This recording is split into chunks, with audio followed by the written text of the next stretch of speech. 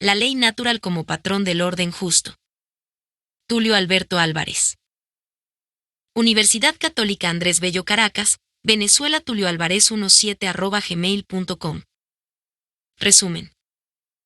A partir del análisis del documento Vaticano a la Recherche de une éthique universelle, nous regard sur la loi naturelle, se revisan algunos problemas actuales en la interpretación y aplicación del derecho.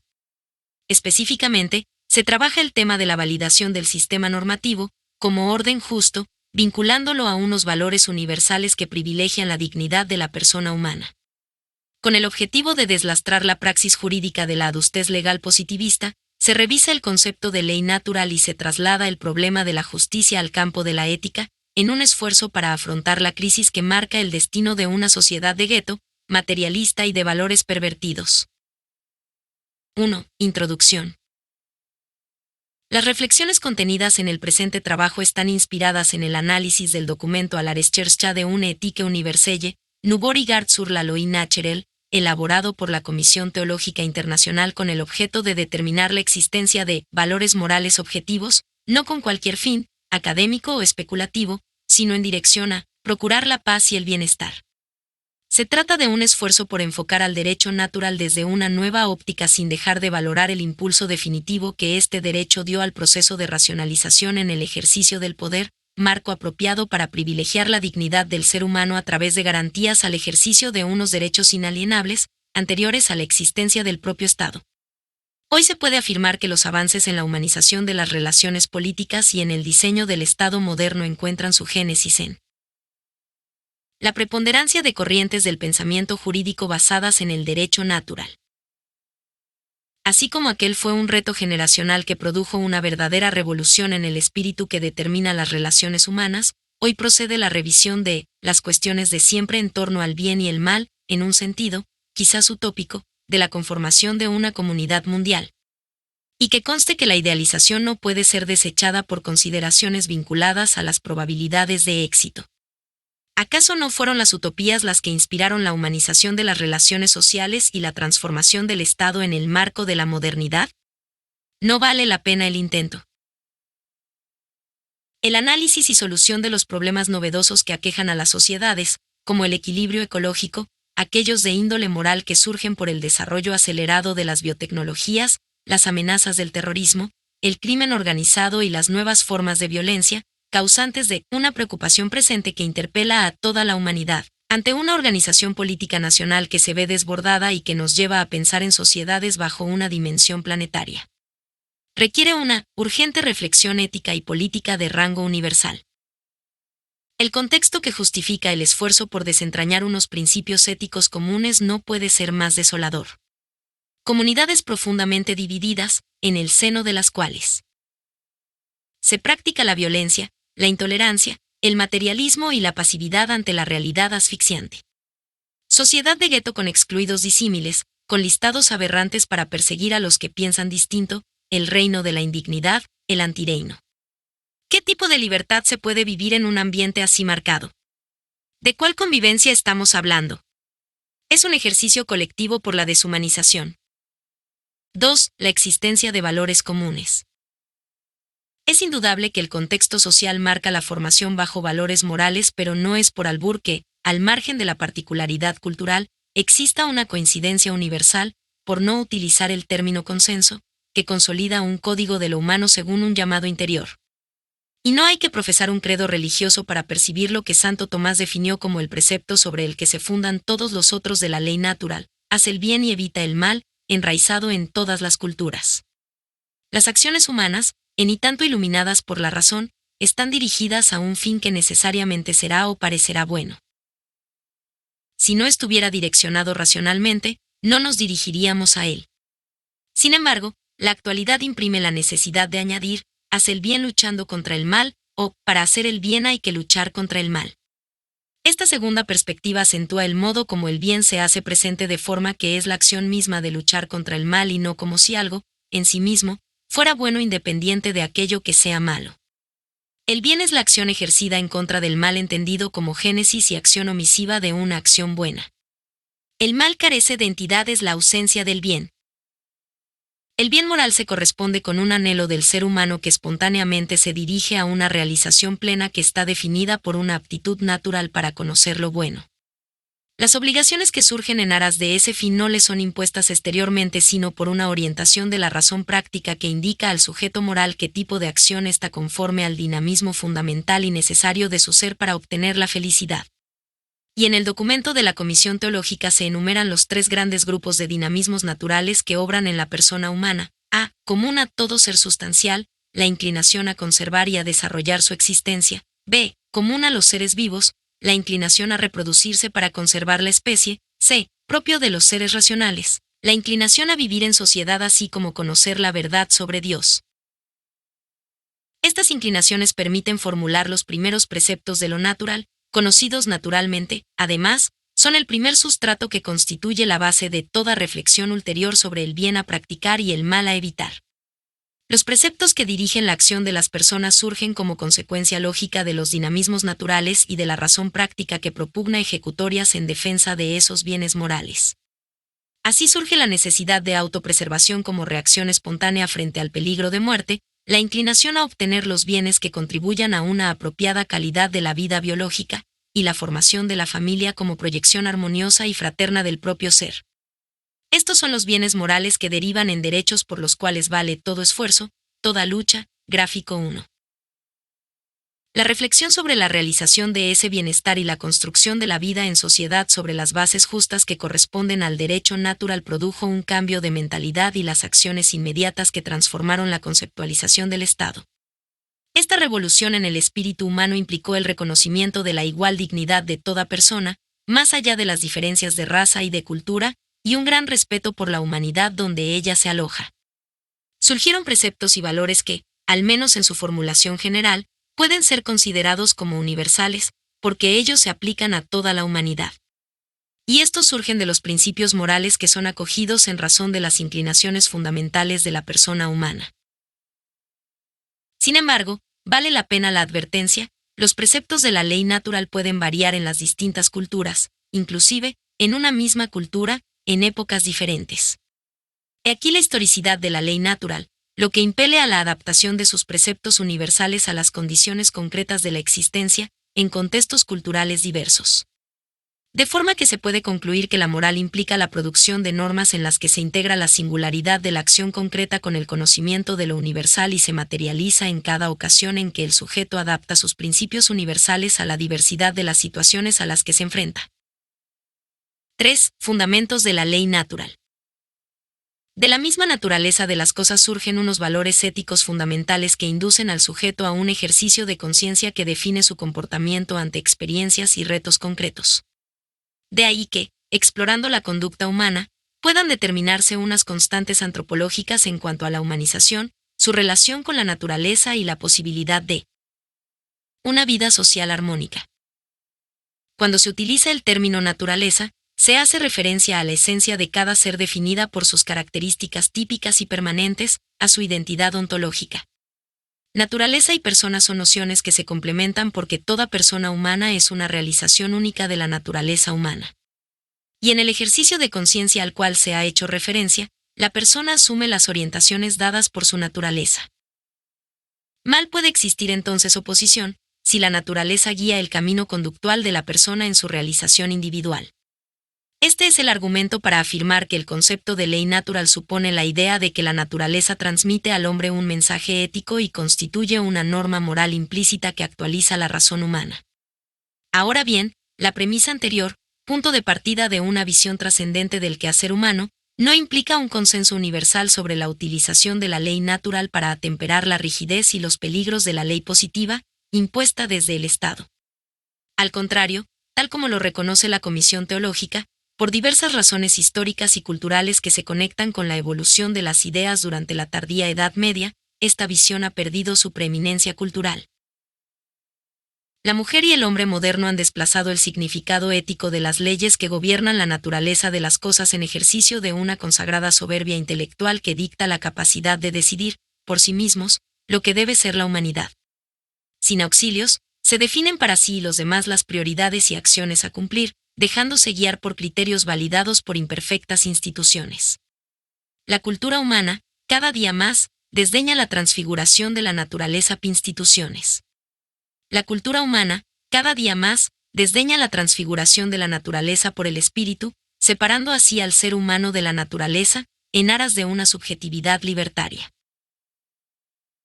Ese determinismo, tan típico de estos tiempos, propio del voluntarismo más frío, también opone el espíritu a la naturaleza, concebida, esta última, como una materia inerte que obedece pasivamente a las leyes físicas.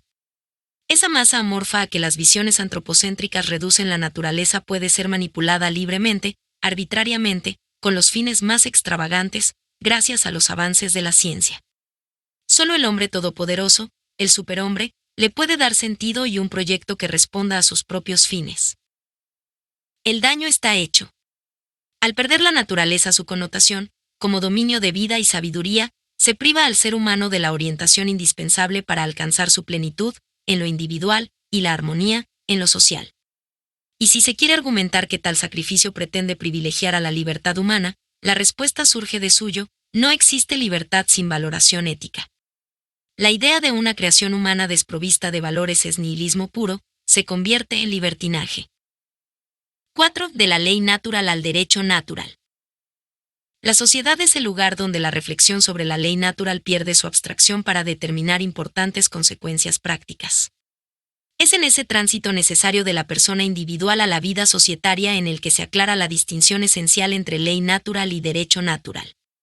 En efecto, la persona es el centro del orden político y social porque ella es un fin y no un medio. Su sociabilidad es parte de su naturaleza, no el producto de decisiones individuales que coinciden, casualmente, en una especie de convención colectiva. La conclusión es obvia: la primacía del ser primario sobre cualquier construcción posterior. Y si se acepta tal evidencia, la consecuencia lógica de la vocación a vivir en sociedad será el establecimiento de coincidencias en cuanto a un conjunto de bienes a perseguir y de valores a defender. Así se materializa el concepto fundamental de bien común como fin que la sociedad debe perseguir, consolidar y preservar. En este esfuerzo se deben comprometer todos los factores sociales. Pero concretando el ámbito de acción, en un primer nivel, el bien común se puede comprender como el conjunto de condiciones que permiten al individuo ser más persona humana. En un segundo nivel, el bien común está dirigido al orden político y a la sociedad misma. Bien de todos y de cada uno en particular, deriva de la condición comunitaria del ser humano. Entonces, la sociedad, organizada en aras del bien común de sus miembros, responde a una exigencia de la naturaleza social de la persona humana. La ley natural se presenta así como el horizonte normativo dentro del cual está llamado a movilizarse el orden político. Define el conjunto de valores que se presentan como humanizantes para una sociedad. Situados en el campo social y político, los valores no pueden ser de naturaleza privada, ideológica o confesional, ellos conciernen a todos los ciudadanos. Gráfico 2. Pero, ¿quién define los valores morales? El documento de la Comisión Teológica recuerda que la doctrina social de la Iglesia fija el orden natural de la sociedad al servicio de la persona mediante 4 valores que derivan de las inclinaciones naturales del hombre, y que diseñan los límites del bien común que la sociedad debe perseguir, a saber, la libertad, la verdad, la justicia y la solidaridad. Se corresponden con las exigencias de un orden ético conforme a la ley natural. Si uno de ellos falla, la sociedad tiende a la anarquía y al reino del más fuerte. Ahora bien, esos valores pueden ser acogidos por el orden positivo de un Estado y generalmente lo son, al margen de la efectividad de los mismos. Solo para ejemplificar, en la Constitución de 1999, la mayoría de los valores y principios que ordenan al Estado venezolano se encuentran concentrados en el preámbulo y el título y de la Constitución denominado Principios Fundamentales. Consagración que teóricamente los define en su temporalidad y en su proyección histórica como elemento legitimador del sistema constitucional en su funcionamiento. En esta dirección, el orden positivo contenido en la Constitución debe guardar sintonía con estos valores y principios que, aun cuando también están positivados, valen por sí mismos. Existe una determinación entre los valores morales objetivos que constituyen un orden de lo social, el reconocimiento de los valores y principios en forma positivada que trae la Constitución y el sometimiento del conjunto global normativo como manifestación concreta de esa dogmática. Por eso se puede encontrar al derecho natural como base axiológica del derecho constitucional y vínculo el estudio del sistema constitucional al análisis del derecho natural desde una nueva perspectiva. La sola lectura del texto constitucional podría conducirnos al error de que la doctrina social de la Iglesia inspiró el proceso constituyente de 1999. Solo falta el compromiso con la verdad como valor expresamente consagrado. Este caso nos permite afirmar que no solo la positivación de los valores sino la vigencia efectiva de los mismos constituye un esfuerzo generacional que se convierte en la verdadera revolución en el seno de una sociedad. Gráfico 3. La ley natural, lex naturalis, se enuncia en derecho natural, jus naturel, desde el mismo momento en que se consideran las relaciones de justicia entre los hombres, relaciones entre las personas físicas y morales, entre las personas y el poder público, relaciones de todos con la ley positiva. Pasamos de la categoría antropológica de la ley natural a la categoría jurídica y política de la organización de la sociedad.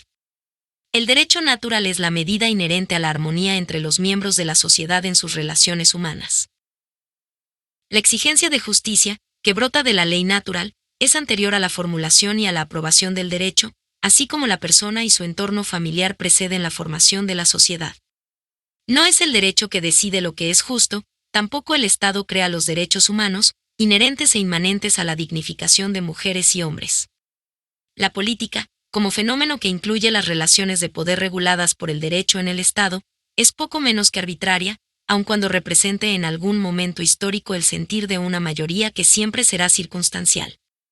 Las normas de justicia no resultan solamente de un contrato celebrado entre mujeres y hombres, ellas provienen de la naturaleza misma de los seres humanos.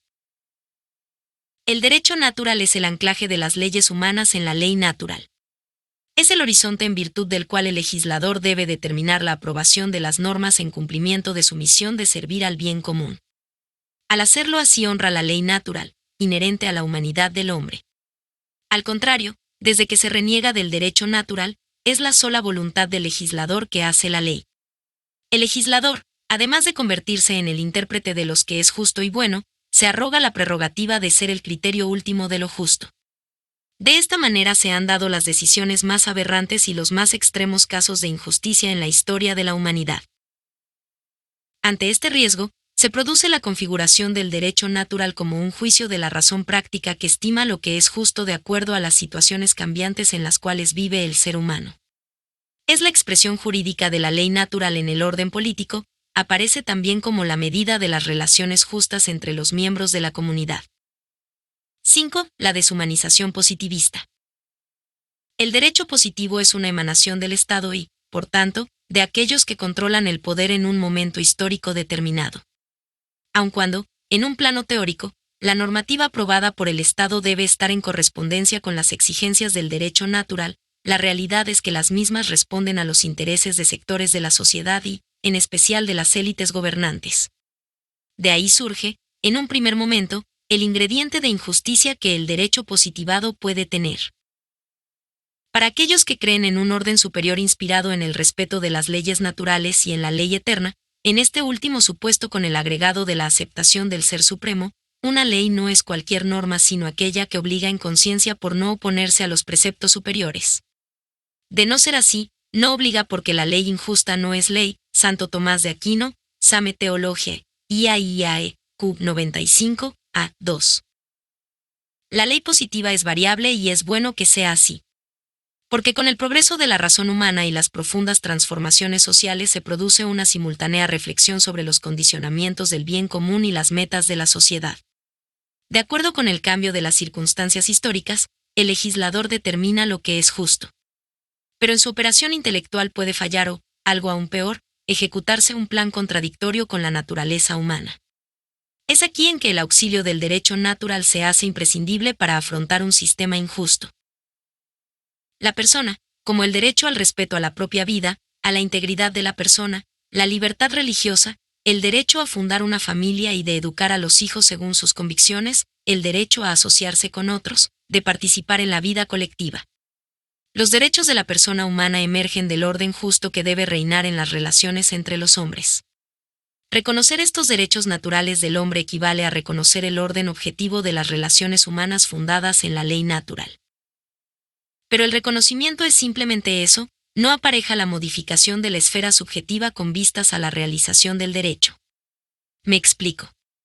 El objeto de garantizar un derecho en una Constitución, o en el ámbito del derecho positivo de un Estado, está referido a la efectividad en el ejercicio de ese derecho, no a su existencia. Y un ejemplo práctico y perfecto para entender la diferencia la encuentro en el artículo 350 de la Constitución Federal, que establece: el pueblo de Venezuela, fiel a su tradición republicana, a su lucha por la independencia, la paz y la libertad, desconocerá cualquier régimen, legislación o autoridad que contraríe los valores, principios y garantías democráticas o menoscabe los derechos humanos. La posibilidad de un desconocimiento de un orden injusto se constituye en un derecho natural reconocido por la dogmática más diversa, siguiendo el criterio, ya comentado, de que una ley injusta no es ley. En consecuencia, no obliga. Es un derecho natural de los pueblos, vigente aunque no sea consagrado. Pero el constituyente venezolano se creyó en la obligación de positivizar tal principio, tal vez con un objetivo noble, pero también, quizás, con segundas intenciones. Cualquiera que éstas hayan sido, justificar el proyecto político que insurge de los golpes de Estado de 1992 o crear una causa de justificación en defensa del texto fundamental, se abrió la posibilidad, asumida por demás, de limitar subjetivamente el campo de lo injusto. Efectivamente, la Sala Constitucional del Tribunal Supremo de Justicia dictó una singular decisión desvirtuando el alcance del artículo 350 de la Constitución Federal y el derecho a la resistencia contra la opresión, como derecho natural de los pueblos. Se permitió fijar la expresión desconocer limitándola a la utilización de los mecanismos para la participación ciudadana contenidos en el artículo 70 de la Carta Fundamental. De ahí que para que exista desconocimiento del sistema injusto haya que inscribirse en el sistema perverso, lo que implica reconocerlo, porque la resistencia democrática para la Sala debe ejercerse, en congruencia con el texto constitucional considerado en su integridad, a fin de que su interpretación aislada no conduzca a conclusiones peligrosas para la estabilidad política e institucional del país, ni para propiciar la anarquía. A tal respecto, esta Sala aclara que el argumento del artículo 350 para justificar el desconocimiento a los órganos del poder público democráticamente electos, de conformidad con el ordenamiento constitucional vigente, es igualmente impertinente. Se ha pretendido utilizar esta disposición como justificación del derecho de resistencia o derecho de rebelión contra un gobierno violatorio de los derechos humanos o del régimen democrático, cuando su sola ubicación en el texto constitucional indica que ese no es el sentido que el constituyente asigna a esta disposición. Este es un ejemplo claro de los riesgos que implica pretender interpretar lo que es justo para desfigurarlo en lo injusto, y pervertir la naturaleza de un derecho humano que resulta fundamental para la preservación de un orden político legítimo. El Estado, por órgano de los intérpretes de su derecho positivo, da la última palabra sobre lo justo, define el orden de las cosas, se puede erigir en portador del fin último. Y si los detentadores del poder pretenden imponer una ideología global, prohibir una religión, imperar lo secular al extremo de aplastar la libertad de conciencia, aplicar una legislación racista, fijar un pensamiento único, ¿quién puede refutar su autoridad? ¿Qué otro camino queda que el acatamiento? Las ideologías y los regímenes totalitarios han demostrado que un orden político de esa naturaleza, sin un horizonte de trascendencia, no es humanamente aceptable. Y esa trascendencia está ligada a lo que se identifica como ley natural, un criterio que no reclama una adhesión de fe pero sí de razón. Este referente frena al Estado, ante la tentación de absorber a la sociedad civil y de someter a los hombres a una ideología. Evita también la conformación de un Estado-providencia que priva a las personas y comunidades de toda iniciativa y del cumplimiento de sus responsabilidades para convertirlos en siervos. Concibo al derecho vinculado a los principios éticos y no como mera doctrina que se materializa en los actos dictados por las entidades soberanas del Estado. Al tiempo, la ética no puede hacer abstracción de la dimensión jurídica. Sin embargo, el pensamiento jurídico que se dice renovador considera un derecho positivo objetivado por los procesos de formación de las normas y los órganos del Estado de los cuales éstas emanan, posición que, en cierta forma, excluye la posibilidad de ser definido como un sistema de reglas justas. En el afán por hacer del derecho una ciencia, se abandona lo esencial y se define el orden jurídico al margen de patrones de justicia. Esta realidad es uno de los grandes peligros que afronta la sociedad moderna. Ahora bien, no es tan simple asumir criterios definitivos que excluyan los elementos formales y orgánicos en la definición de un orden jurídico particular. Lo primero que debo advertir es que no se trata de despojar a la norma jurídica de sus elementos característicos. Inmediatamente, surge el debate sobre la posibilidad de determinar objetivamente a la ley natural que, en principio, es universal y no está adscripta al orden particular de un Estado. Lo interesante es que se vincula a ese esfuerzo por una ética mundial, entendida como conjunto de los valores obligatorios fundamentales que forman después de siglos el tesoro de la experiencia humana, con la denuncia contra el positivismo jurídico por lo que se califica como complicidad estrecha con el totalitarismo en la barbarie desatada por nazis, fascistas y comunistas durante la Segunda Guerra Mundial, connivencia que, solo por ejemplificar, se reflejó en las leyes de Nuremberg.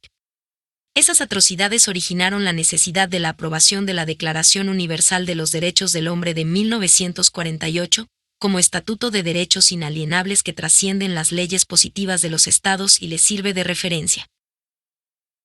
Tal acción encontró correspondencia con el renacimiento del derecho natural por un hecho providencial, los tribunales que juzgaron los crímenes cometidos contra la humanidad, ante la ausencia de regulación positiva de los tipos penales y de los procesos para establecer la responsabilidad, se vieron en la necesidad de sustentar sus fallos y declarar la invalidez del ordenamiento jurídico del Tercer Reich por la violación de principios de orden natural. En lo personal, me niego a respetar un ordenamiento jurídico por el simple hecho de emanar de una autoridad sin atender a unos valores fundamentales. En algún caso, se identificarán esos valores con la dogmática de derechos humanos, pero considero que ese patrón excede inclusive estos límites. Lo que me obliga a sostener una regla de conocimiento última que establezca los criterios de validación de las reglas jurídicas y la crítica moral del derecho en su dimensión normativa. Por supuesto, esta opinión será discutible desde el momento en que no se pueda dar una sola respuesta por no existir una definición consensual de esos valores obligatorios fundamentales. Si la apreciación anterior resulta exagerada, al menos está en sintonía con un pronunciamiento sobre la manera en que las reglamentaciones y procedimientos jurídicos, en demasía, está al servicio de los más poderosos y se desconecta del sentido moral de los valores que trascienden los intereses particulares porque el positivismo convierte en leyes a los intereses y deseos privados que se oponen a los deberes que derivan de la responsabilidad social. Entonces, todo se concreta a la posibilidad de contradicción entre la obligación jurídica y las obligaciones morales, lo que implicaría que la norma jurídica está desprovista del sentido de justicia, situación coincidente con la apología del positivismo jurídico que rechaza la referencia a un criterio objetivo, ontológico, de lo que es justo. Sin embargo, el problema se complica porque basta advertir que, al tratar las obligaciones morales, debo incluir la de acatar al derecho, aun cuando la tradición positivista no atribuye carácter moral a tal obligación. Inclusive, en forma reduccionista, se plantea el esquema contrario que pretende fijar un contenido mínimo de derecho natural, que debe tener necesariamente todo derecho positivo. H. L. A. Hart, defensor de esta posición, lo precisa en las formas mínimas de protección de las personas, de la propiedad y de las promesas que son igualmente componentes del derecho nacional, como flexibilización a la tesis positivista según la cual el derecho puede tener cualquier contenido. C.F.R. Hart, 1958-89.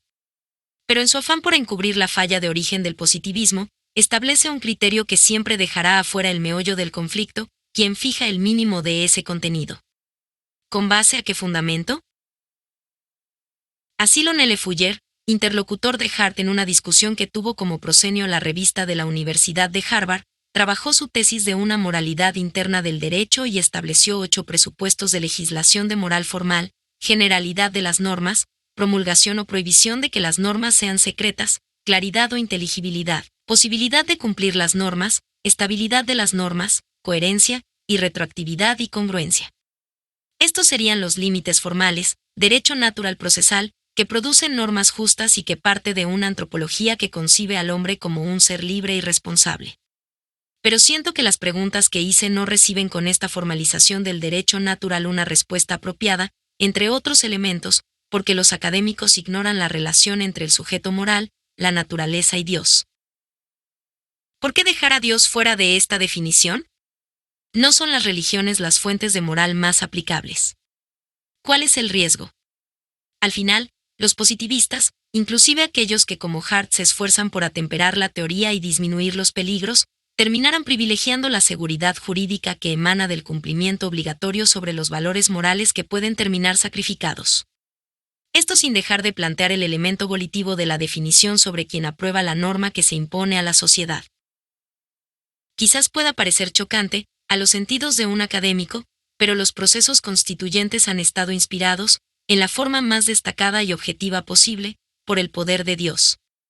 Y digo que es una conclusión bien objetiva, no solo por los importantes antecedentes que se constituyen en el marco teórico del movimiento constitucional, ya que las contradicciones en el seno de la Iglesia entre conciliaristas y papistas reflejaban el mismo debate sobre la detentación del poder material entre el poder del pueblo representado en asamblea y el monarca, sino porque así lo manifestaron expresamente los protagonistas de todos los procesos que se manifiestan como emanación de la fuerza constituyente inicial. Por eso no exagero, ni peco por falta de rigor académico, cuando afirmo que un parámetro fundamental para identificar a los procesos constituyentes es esa presencia. Es el misterio presente en el devenir de la humanidad, Dios como motor de la historia. El criterio de justicia no puede ser la simple voluntad de un legislador elegido por una fórmula dirigida a la racionalización, en el ejercicio del poder, como lo es la representación política. Al contrario, los valores no pueden definirse en función de una mayoría coyuntural, mucho menos a una conformación ideológica, siempre fluctuante, profundamente inmoral o amoral como lo puede ser el nazismo o el materialismo base de la doctrina comunista. La conclusión es obvia, la política no se puede abstraer de la ética ni las leyes civiles y el orden jurídico de una ley moral superior, tal como lo afirma la Comisión Teológica. La moral no es un problema de votos o de quien controla el aparato estatal. Conclusiones. El concepto de ley natural permite un diálogo que, respetando las convicciones religiosas de cada cual, hace un llamado a lo que hay de universalmente humano en cada persona. La revelación de la ley natural responde a la búsqueda de una humanidad que, desde siempre, quiere darse reglas para la vida moral y la vida en sociedad. Para poder ser reconocidas por todos los hombres, en todas las culturas, las normas del comportamiento en sociedad deben tener su fuente en la misma persona humana, sus necesidades, sus inclinaciones. Esas normas, elaboradas para la reflexión y sostenidas por el derecho, deben también ser interiorizadas por todos. De acuerdo a las leyes de Nuremberg, la segregación fue legal y el régimen nazi actuó ajustado a un Estado de derecho nacional socialista. El positivismo fue, en parte, sustento de esa aberración.